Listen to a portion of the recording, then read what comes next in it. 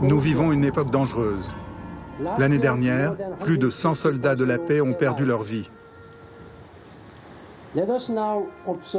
Observons maintenant un moment de silence en l'honneur des 126 héros de 38 pays qui sont tombés en servant sous le drapeau des Nations Unies en 2014.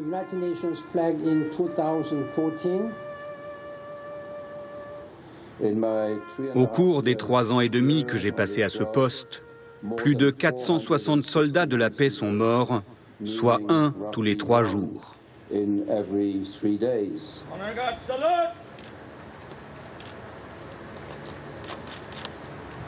Une fois par an, l'ONU se souvient de ces morts. Du Mali au Liban, du Congo au Cachemire, les casques bleus sont de plus en plus nombreux et de plus en plus menacés. Mais sauf lorsqu'on évoque les catastrophes de Somalie, de Bosnie ou du Rwanda où l'ONU a failli, on parle rarement des 130 000 soldats et civils de la paix.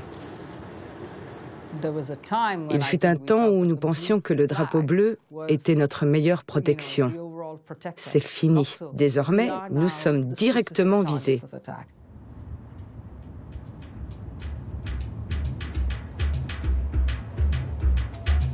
En ce moment, dans ce contexte difficile, des casques bleus patrouillent dans des zones à risque. Ils désarment des combattants, ils soutiennent des élections, ils défendent les droits de l'homme, ils déminent et bien d'autres choses encore.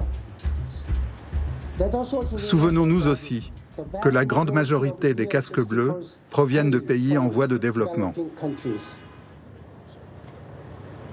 We, the people of the United Nations, determined to save succeeding generations from the scourge of war, do hereby establish an international organization to be known as the United Nations. Au printemps 1945, les délégués de 46 États créent dans l'enthousiasme l'Organisation des États du monde. Ils en sont persuadés. Le but premier de l'ONU, c'est d'empêcher les millions de morts, de réfugiés et les destructions sans fin des 2 guerres mondiales. Mais personne ne peut encore imaginer que pour cela, l'ONU va inventer un étrange concept, les soldats de la paix. Le concept de soldats de la paix et d'utiliser la force pour établir la paix peut paraître étrange. Vous n'êtes pas là pour combattre, vous êtes là pour faire la paix.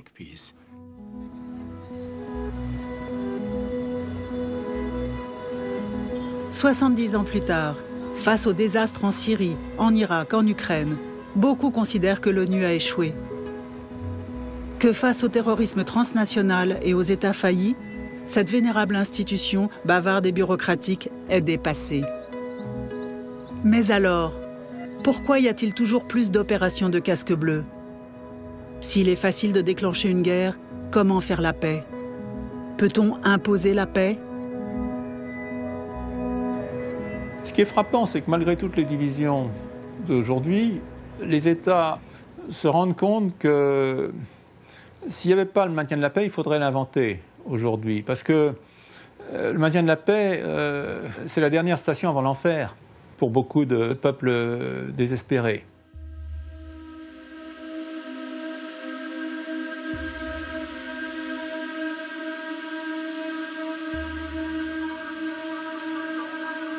Au Liban Sud, à quelques mètres d'Israël, à quelques kilomètres de la guerre civile syrienne, des casques bleus indiens occupent un poste avancé 24 heures sur 24, 7 jours sur 7. Leur mission, stabiliser la zone des fermes de Sheba, une région contestée entre armées israéliennes et libanaises. Israël et le Liban sont en guerre depuis 1948. Les 2 États n'ont jamais signé de paix. L'ONU est présente depuis cette époque, ce qui en fait la plus vieille mission de paix. Objectif, maintenir le fragile cessez-le-feu le long de la ligne bleue. Aujourd'hui, l'UNIFIL compte 11 300 casques bleus venus de 38 pays. KK4, RK over. RK message, pass over. Okay, nothing else. Out. Nous sommes actuellement en patrouille dans ce que nous appelons une opération anti-lance-roquettes. Nous faisons des rondes pour vérifier si des activités suspectes sont en cours ou ont lieu dans cette zone. Nous occupons le terrain, nous cherchons des sites de lancement possibles, puis nous retournons sécuriser ces lieux.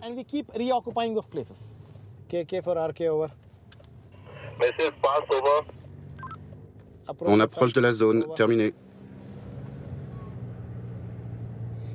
Là, on passe à un poste de contrôle de l'armée libanaise. On dit bonjour à tout le monde.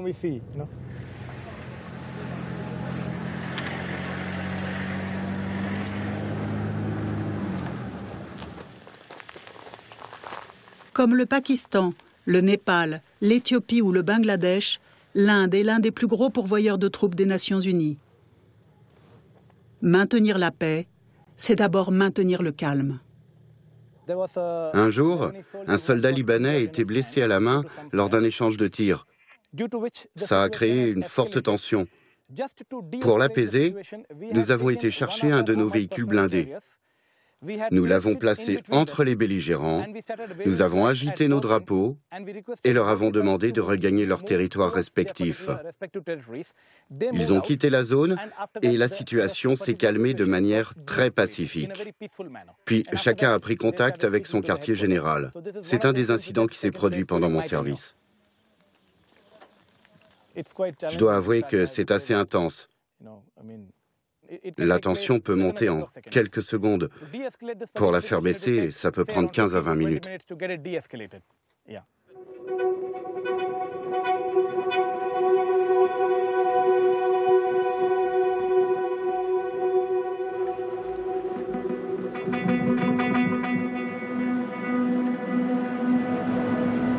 Là, on patrouille, ça consiste à montrer qu'on est là, dans la zone, c'est juste de la présence. Et là, ce que vous voyez au loin, c'est les postes israéliens.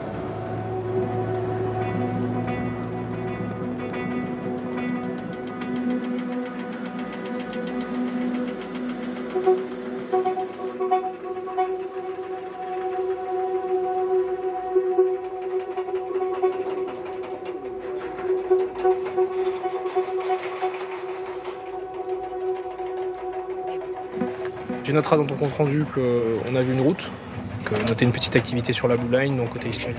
Bien reçu.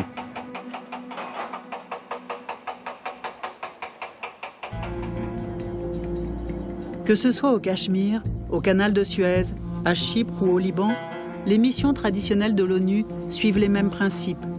Impartialité des casques bleus, consentement des pays en guerre, utilisation de la force uniquement pour se défendre. Les soldats observent.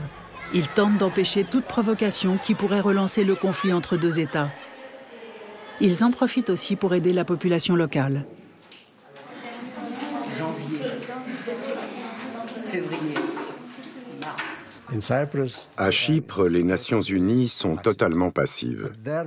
Mais leur présence permet assurément d'éviter une guerre. Ils empêchent que la population turque et la population grecque ne se tapent dessus. Donc si avec quelques milliers de soldats on peut éviter une guerre, ce n'est pas si mal.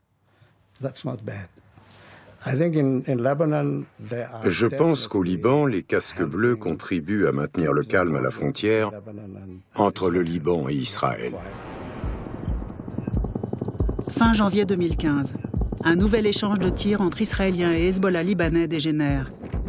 Patrouilles attaquées, missiles, bombardements meurtriers le long de la ligne bleue. Tous les ingrédients d'une nouvelle guerre sont réunis. Mais depuis la guerre de 2006, l'UNIFIL a créé un discret mécanisme pour permettre aux Israéliens et aux Libanais de se parler. C'est le seul au monde. Ces meetings tripartites sont tellement sensibles qu'il n'en existe aucune image.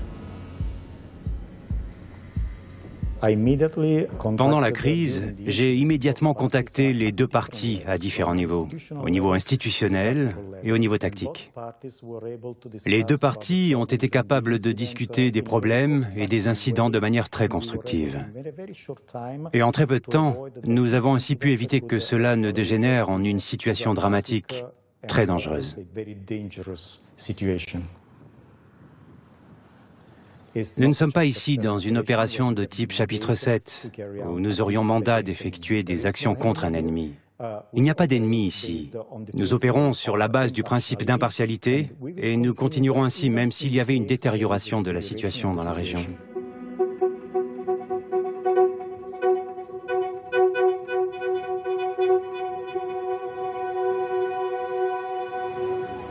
UNIFIL ne sert pas à résoudre un conflit.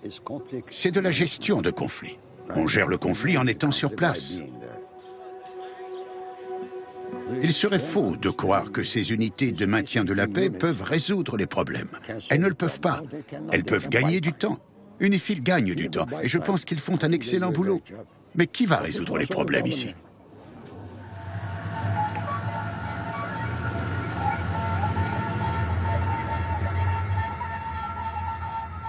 Je crois que faire la paix pour les autres, c'est pas possible. On peut les aider, mais s'il n'y a pas ces acteurs qui sont engagés pour la paix de leur pays, je crois que ça devient une mission presque impossible. C'est pour ça d'ailleurs que le taux de réussite sera toujours insuffisant. Parce que malheureusement, il y a beaucoup de situations où les acteurs...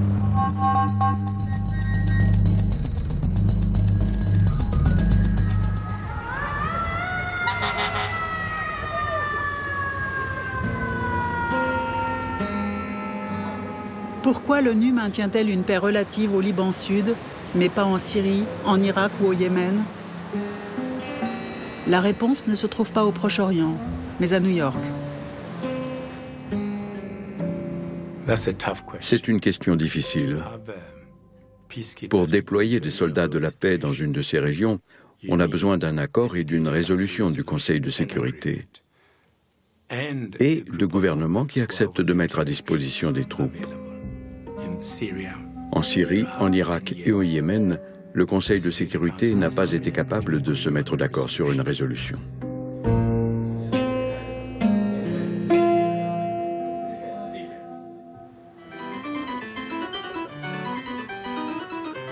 Le Palais de Verre, le siège de l'ONU à New York, est un musée. Il a été construit en 1954 sur des plans de Niemeyer et Le Corbusier. Mais ces institutions reflètent les rapports de force de 1945. Il y a l'Assemblée générale, où chaque État est représenté, de l'Afghanistan au Zimbabwe. Depuis la décolonisation, leur nombre a quadruplé. L'Assemblée générale est la seule institution parmi les organes principaux des Nations unies qui est équitable. À l'Assemblée générale, mon vote a le même poids que le vote de n'importe qui d'autre. Au Conseil de sécurité, en revanche, pour ceux d'entre nous qui ont vécu sous un régime d'apartheid, on peut dire qu'une forme d'apartheid continue d'exister au sein du Conseil de sécurité. Au Conseil de sécurité, il y a les 5 membres permanents et les autres. 10 membres élus pour 2 ans pour représenter le reste des pays du monde. Le Conseil de sécurité, c'est le patron, l'organe qui décide du maintien de la paix. En 1945, les créateurs de l'ONU ne veulent pas répéter les erreurs qui ont paralysé la Ligue des Nations. D'où le fameux droit de veto accordé aux 5 vainqueurs de la guerre. Mais depuis, l'équilibre du monde a changé.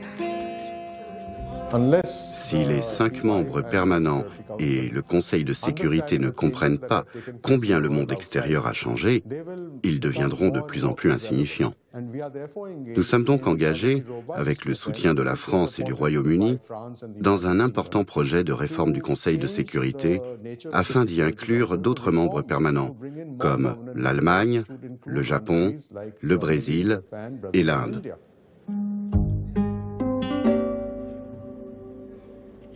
Si on ne réforme pas le Conseil, on pourrait arriver à une situation où les décisions et la suprématie du Conseil seront contestées.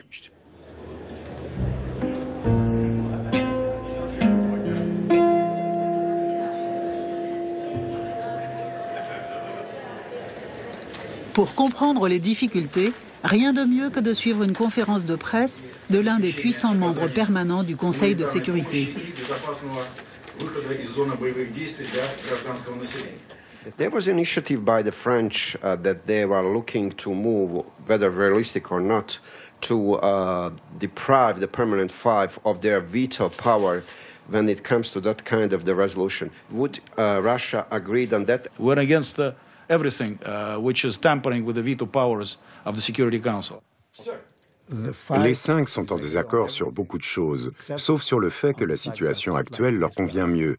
En restant entre nous et en conservant notre droit de veto, nous ne sommes certes pas toujours d'accord, mais c'est toujours mieux que d'avoir 5 membres permanents supplémentaires.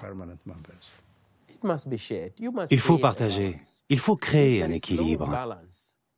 Sans équilibre, il n'y a pas d'équité possible. On est tributaire de la décision des autres. Notre voix n'est pas entendue. Tant que les États d'Afrique, d'Asie et d'Amérique latine ne se mettront pas d'accord sur qui seront leurs représentants permanents au Conseil de sécurité, il n'y aura pas de réforme. Mais au-delà, il y a une autre question. Les membres permanents s'entendent plus souvent qu'on ne le croit, sauf quand leurs enjeux stratégiques sont directement mis en cause. En Syrie, la Russie soutient politiquement et militairement le régime, l'Occident l'opposition. En Ukraine, c'est le contraire. Alors l'ONU est impuissante. Mr. Ambassador, which kind of similarities do you see the situations in Syria and Ukraine? I don't see similarities. Russia has been such a staunch defender of national sovereignty and territorial integrity in the Council, whether it's Syria or many other places. I'm wondering if you're willing to include a recognition of Ukraine's national sovereignty, territorial integrity, and all of that in your humanitarian resolution. We are staunch defenders of international law in its entirety, which includes the right to self-determination. But isn't that hypocritical if it's... No, it's not. Un proverbe africain dit que les éléphants combattent ou fassent l'amour, l'herbe souffre. Quand les éléphants se battent comme en Ukraine, les Nations Unies sont comme l'herbe. Si elle s'investit là-bas, l'ONU ne fera que souffrir. Elle n'aidera pas le peuple ukrainien. Et qui enverrait l'ONU là-bas ? Tant que les Russes, les Américains et les autres ne se mettent pas d'accord, il n'y aura pas de mission de paix en Ukraine. Avec 8, 9 ou 10 membres permanents dotés de droits de veto, le Conseil de sécurité ne risquerait-il pas d'être encore plus souvent bloqué ?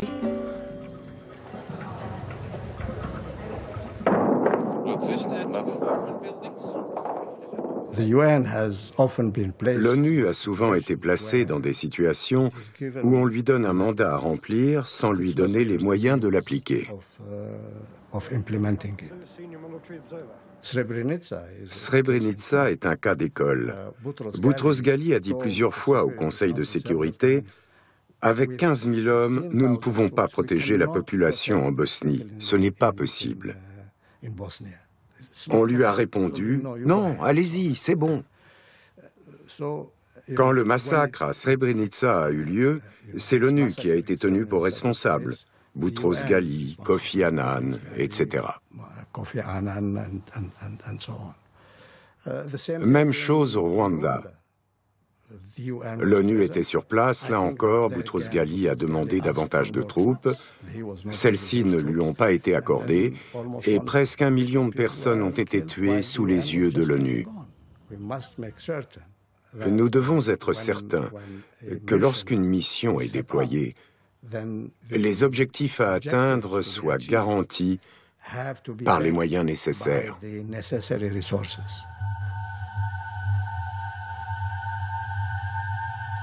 Namibie 1990, Cambodge 1993, Mozambique 1994, Timor oriental 2002, Sierra Leone 2005. Si on regarde la carte des opérations de la paix, lorsque le mandat est clair, les moyens cohérents et les équipes capables de s'adapter, 2 opérations sur 3 ont rempli leur mission. Quand les moyens sont à la hauteur. Aujourd'hui, le budget annuel de l'ONU pour le maintien de la paix est de 8,5 milliards de dollars pour les 16 opérations en cours, soit à peine 0,5% des dépenses militaires mondiales. Moins que le budget annuel de défense de Singapour ou des Pays-Bas. 100 fois moins que les dépenses américaines pour la guerre en Irak, alors qu'il y a aujourd'hui plus de casques bleus à travers le monde que de soldats américains. Nous sommes plusieurs à répéter que le secrétaire général doit pouvoir dire non.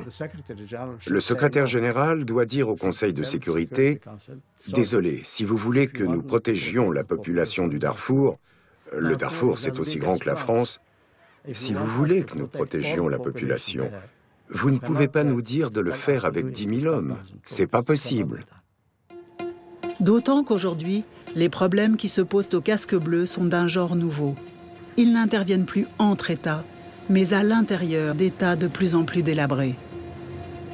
Depuis une quinzaine d'années, on s'est rendu compte qu'il fallait un autre maintien de la paix, qui n'opposait plus seulement des États, mais qui étaient souvent des guerres civiles entre le gouvernement et des groupes armés, tout simplement entre groupes armés. Et évidemment, ces gens-là n'ont plus de respect pour la vie des civils, le droit de la guerre, ils en ignorent tout. Le droit humanitaire a fortiori, le drapeau bleu des Nations Unies, ça leur est complètement indifférent.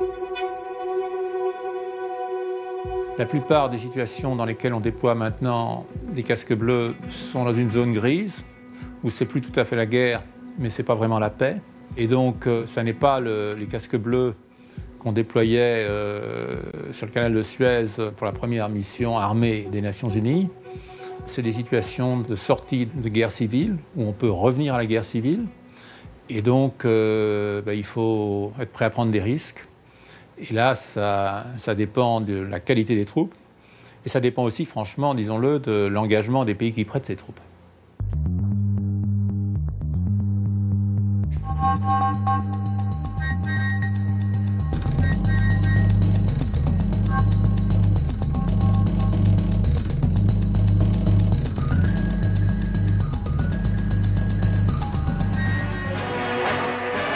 United Nations forces in Katanga were harassed by the women of the province.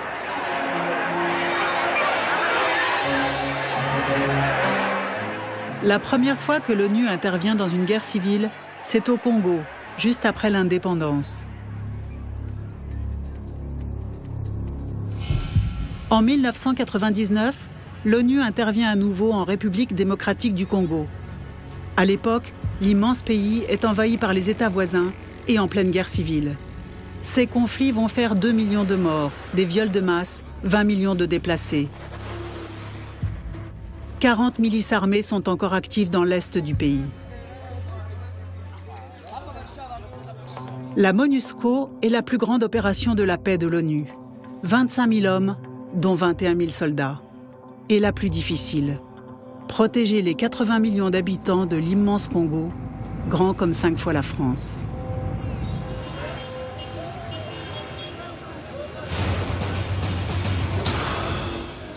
Parole aux auditeurs reçoit dans ce studio pour un échange avec les auditeurs de Radio Kapi, M. Hervé Ladsou, secrétaire général adjoint des Nations Unies chargé des opérations de maintien de la paix. Parole aux auditeurs. La MONUSCO vient de faire plus de 15 ans dans notre pays. Qu'est-ce qui empêche d'éradiquer définitivement les FDLR? Qu'est-ce qu'on n'a pas pu faire encore pour la sécurité du pays? C'est vrai que le travail, on est encore en plein dedans. On a travaillé depuis de nombreuses années pour réduire les groupes armés. L'élément nouveau, ça a été quand il y a 2 ans, lors du renouvellement annuel du mandat de la MONUSCO, le Conseil de sécurité a adopté pour la première fois une formule qui fait date dans l'histoire des Nations Unies en disant que notre mission, c'était 1, de prévenir l'expansion des groupes armés, 2, de les neutraliser, 3, de les désarmer. Le mot nouveau, c'est neutraliser. Jamais une résolution du Conseil n'avait utilisé cette expression. Pour neutraliser les groupes armés, comme le très violent M23 ou le FDLR, le Conseil de sécurité a doté la MONUSCO d'un outil militaire unique, la force d'intervention rapide munie de drones de surveillance et d'hélicoptères de combat. Parole aux auditeurs. Et c'est la raison pour laquelle on a mis le paquet sur le M23 et on y est arrivé en quelques mois. Mais maintenant, ce qui reste en face de nous, c'est des acteurs totalement différents. Le M23, c'était une petite armée, au fond, quelque chose de constitué, avec des armes lourdes, avec des unités, alors que dans le cas des FDLR, c'est très différent. Ce sont des poignées d'individus qui se fondent dans la population, qui sont prêts à tout moment à se cacher, même dans une famille. C'est la raison pour laquelle c'est beaucoup plus compliqué. À l'ONU, la création de la force d'intervention rapide a d'abord été fêtée comme une grande avancée. Fini les reculades humiliantes face à des bandes armées. Mais depuis, la brigade reste souvent au sol, car ces frappes risqueraient de mettre toute la mission en danger. Dans ces situations, nous avons l'habitude de dire que nous envoyons une force de l'ONU qui est trop importante pour être cachée et trop petite pour être vraiment efficace. C'est un peu la situation au Congo. J'ai été chef des opérations de maintien de la paix. Les commandants sur le terrain me posaient souvent une question. Vous me demandez d'utiliser la force. Je suis dans un pays étranger avec un nombre de soldats limité. Je peux utiliser la force aujourd'hui et peut-être gagner. Mais si nos adversaires reviennent avec des renforts, qu'est-ce qu'on fait? C'est un choix qui est justifié si on est sûr de gagner. Parce qu'il est sûr que quand on s'engage sur cette voie, on perd sa capacité de médiation. Si on s'engage dans ces opérations et qu'on n'a pas un vrai succès, à ce moment-là, on est dans le pire des mondes. C'est-à-dire qu'on a perdu sa capacité politique sans avoir vraiment changé la situation sur le terrain. Il faut travailler avec les gens sur le terrain pour trouver des solutions. La force seule n'est pas la solution.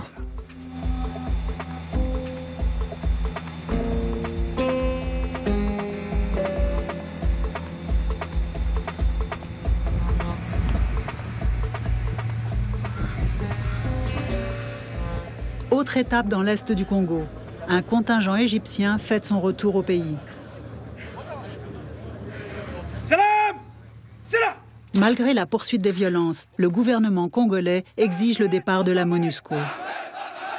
Les rapports entre Kinshasa et les Nations Unies sont tendus, depuis qu'en mars 2015, l'ONU a refusé de soutenir une offensive de l'armée congolaise contre le FDLR. La raison ? Les 2 généraux congolais en charge des opérations étaient sur la liste rouge de la MONUSCO pour des atteintes aux droits de l'homme. Nous ne pouvons collaborer qu'avec des troupes qui ne se sont jamais rendues responsables d'atteintes aux droits de l'homme. Et d'après nos informations, les unités de ces 2 généraux, pas eux-mêmes leurs unités, ont commis des viols et incendié des maisons dans de précédentes opérations. On se met nous-mêmes dans une situation intenable si on transporte avec nos camions des militaires locaux qui vont ensuite brûler des villages.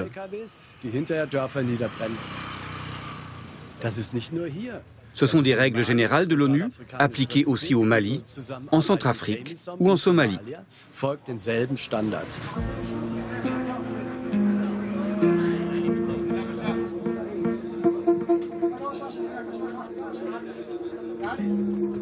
Le premier responsable de protection du civil dans un pays, c'est le gouvernement, c'est l'État souverain.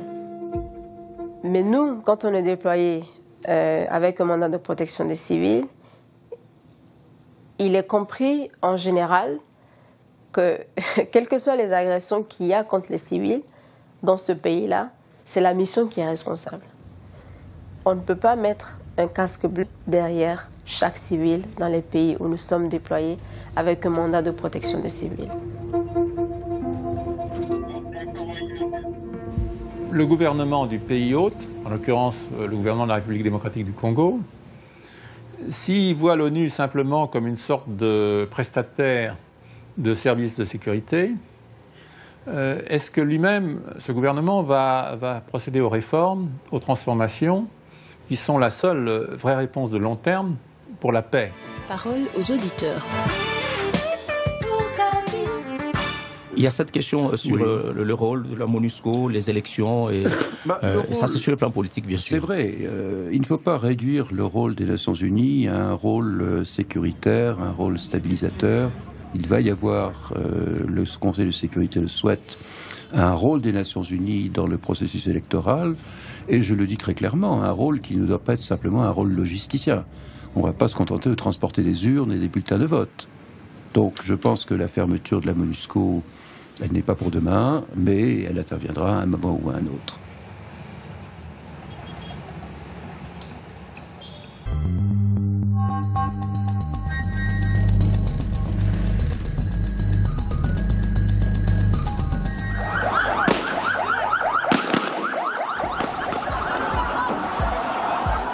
La Centrafrique est l'un des pays les plus pauvres du monde. Fin 2012, des affrontements politiques virent à la guerre entre milices. Le fragile État centrafricain s'effondre.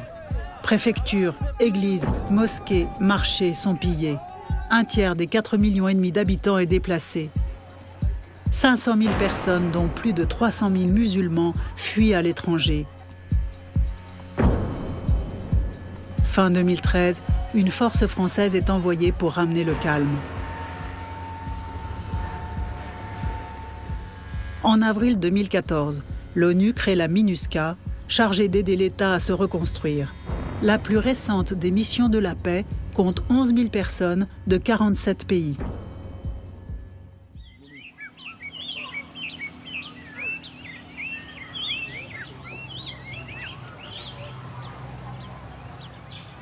Aujourd'hui, on a beaucoup de guerres qui sont des guerres civiles, des États qui se défont ou qui ne se sont jamais construits. Et donc l'ONU est amenée à intervenir pour essayer de consolider des États.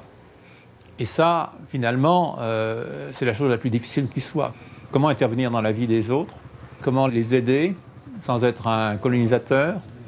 Comment se faire accepter? C'est un art difficile. Les Occidentaux l'ont découvert en Afghanistan ou en Irak. Et ce n'est pas des succès extraordinaires. C'est ce que l'ONU affronte tous les jours.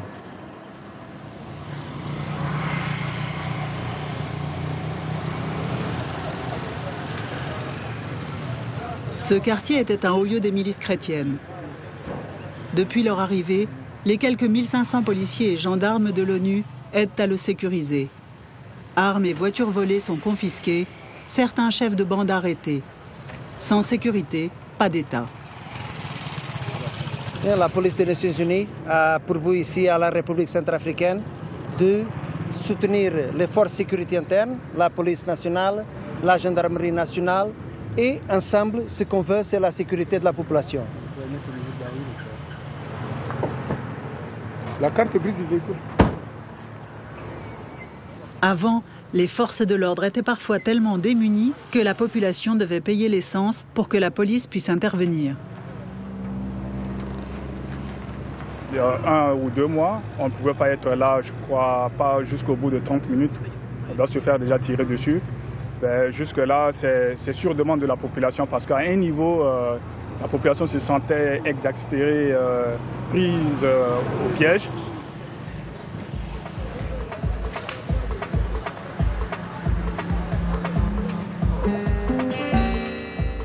La MINUSCA protège les bâtiments publics. Elle a permis la réouverture des tribunaux, même si la plupart des dossiers ont été brûlés. Dans ce pays grand comme la France, la sécurisation est plus lente. Mais 1 an après le chaos, écoles et administrations ont repris leurs activités. Certains réfugiés ont commencé à quitter les immenses camps, en particulier celui à côté de l'aéroport. Juste à côté du marché musulman, qui avait été dévasté par les émeutes, le commissariat fonctionne à nouveau. Dans un quartier voisin, au contraire, ce canal reste une ligne infranchissable entre les deux communautés très armées. La MINUSCA peut créer les conditions d'une réconciliation, mais celle-ci sera longue. Il faut qu'il y ait des musulmans et des chrétiens ici. Il faut qu'il y ait des musulmans et des chrétiens de l'autre côté. Il faut que tout le monde vienne ensemble, sinon ça va être très difficile. On peut, avec la police et les militaires, aider, mais pas résoudre le problème qui est dans la tête. Il faut que vous vous aidez à vous-même. Sinon, ça va être très difficile.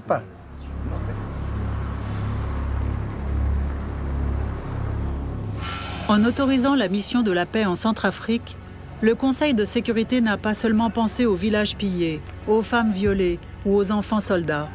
Il craignait aussi que les djihadistes ne profitent de cette zone de non-droit pour créer une nouvelle base arrière entre le Nigeria et la Somalie.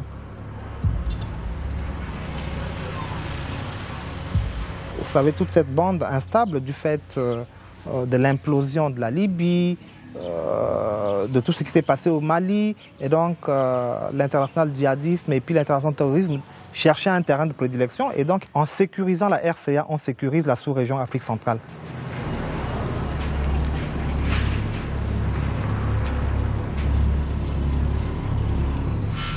De fait, au Mali surtout, mais aussi au Congo, au Golan, au Darfour, au Sud-Soudan, les missions de l'ONU sont attaquées par des terroristes.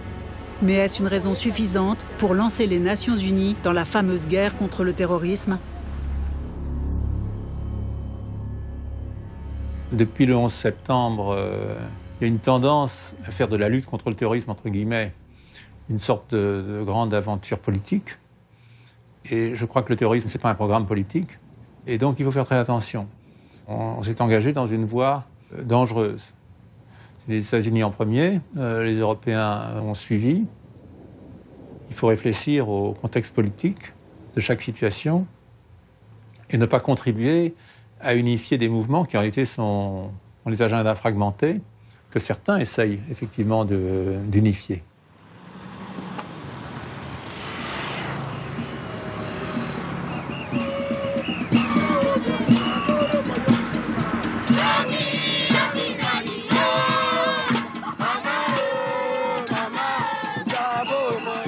Le cas de la Centrafrique, je suis un peu plus optimiste qu'ailleurs. Parce que les groupes armés n'ont pas eu le temps de s'ancrer. On se rend compte, en fait, ce ne sont pas des gens avec une idéologie forte. Ce sont juste des gens qui, par faute d'une autre alternative, ont pris les armes. C'est-à-dire que pour eux, la rébellion, c'est un travail. Et donc on s'est dit, il y a espoir, ce sont des gens qu'on peut facilement convaincre de sortir de ce mode de vie-là.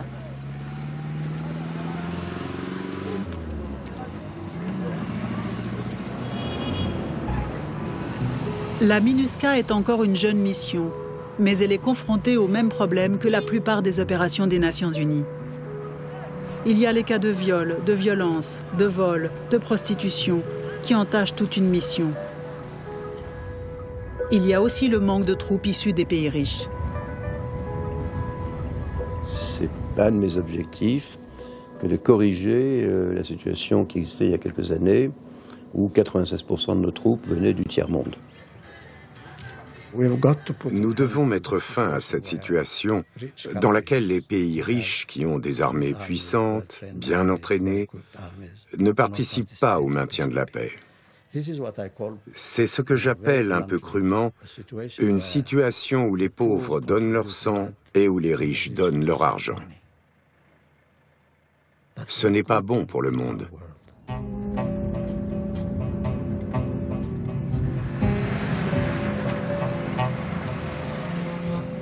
Mon regard de femme sur le monde des casques bleus, ça me fait rigoler un peu.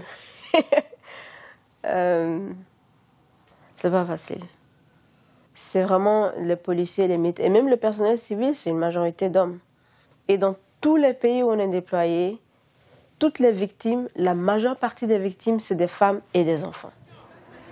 Et on sait que dans les conflits et la guerre en général, le viol est une arme de guerre. Et malheureusement, les victimes ont du mal à parler de ça à un homme.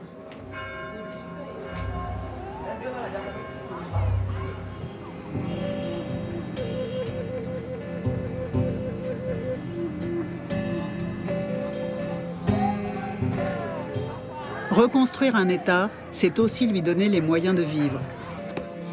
En Centrafrique, l'ONU tente de relancer une dynamique économique. Créer des emplois et des formations pour les femmes et la jeunesse désœuvrée attirée par les groupes armés.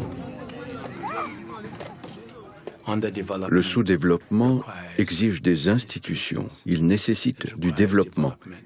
Il nécessite des investissements. Et ça ne viendra pas des soldats de la paix. Il faut trouver un moyen de s'attaquer aux causes profondes, celles qui ont déclenché le conflit. Ensuite, cela peut aboutir à des accords politiques et la stabilité sociale qui en découlera.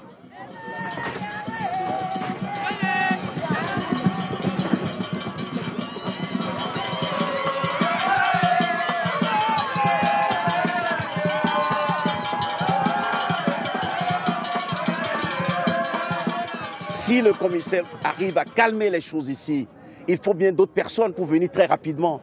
Il faut que les services sociaux démarrent, il faut que la mairie fonctionne et il faut que les humanitaires puissent accéder aux groupes vulnérables. Il faut que tous ces métiers-là puissent se mettre ensemble pour éviter qu'on retombe dans une situation chaotique. Et c'est cela, je crois, le nouvel âge du maintien de la paix.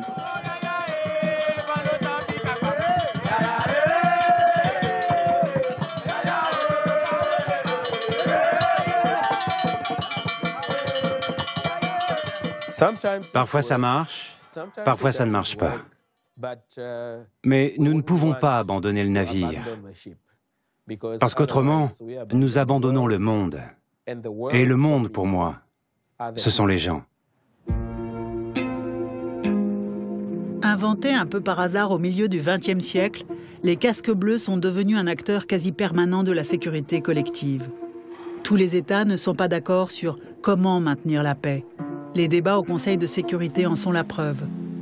Mais malgré leurs limites et leurs imperfections, les 130 000 casques bleus restent un compromis qui empêche des conflits et parvient parfois à mettre fin aux guerres civiles. Comme si le bleu de l'ONU parvenait à donner un peu d'espoir là où il n'y en a plus beaucoup. Les Américains aiment à dire que les États-Unis sont le pays indispensable. Moi, je dis que c'est l'ONU, l'organisation indispensable. C'est difficile, c'est compliqué, ça peut vous rendre fou parfois, mais vous ne pouvez rien faire sans.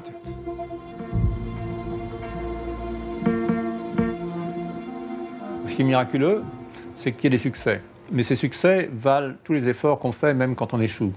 Parce que ces succès, quand ils arrivent, ben c'est toute la différence entre la vie et la mort pour les gens qu'on est venu aider.